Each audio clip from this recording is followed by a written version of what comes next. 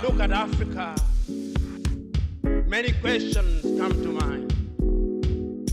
Many times I ask myself, what would happen if Mwalimu were to rise up and see what is happening? Ça augmente le chômage. Ce qui permet de lutter contre le chômage, c'est la loi et la régulation. Il n'y a pas d'exemple contraire depuis qu'il y a une augmentation des facilités de licenciement. Le chômage a toujours augmenté. Et cette loi Macron va être une loi pour le chômage. Ça va être une loi contre les salariés. Ça va être une loi rétrograde à 100%. Il n'y a pas encore de conscience suffisante parce qu'elle est présentée de façon compliquée. Je vais vous donner un exemple.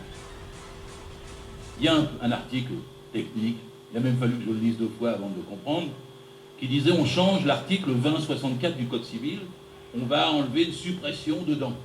Tout le monde n'avait pas allé voir la suppression de l'article 2064 du Code civil. C'est simple.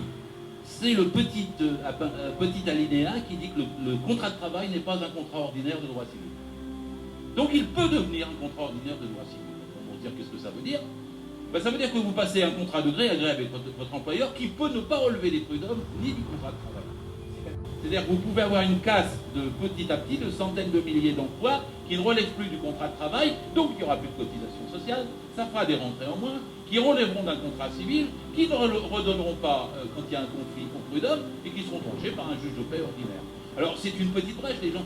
Pourquoi quelqu'un qui se prétend de gauche, qui est dans un gouvernement de gauche, ose-t-il faire ça?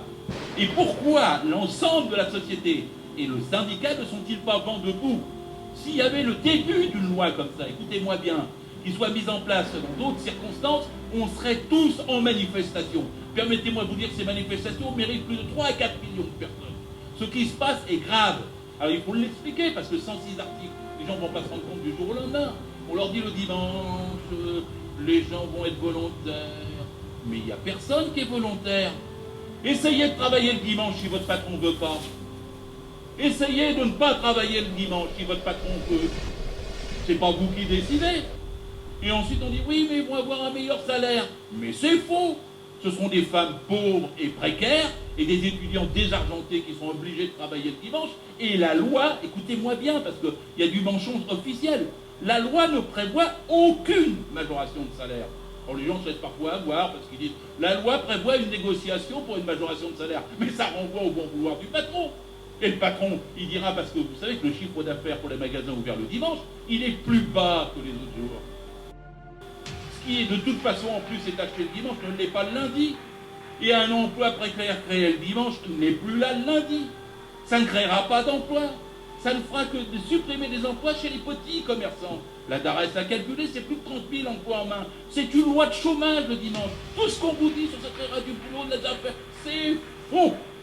Et donc, ni les salariés, ni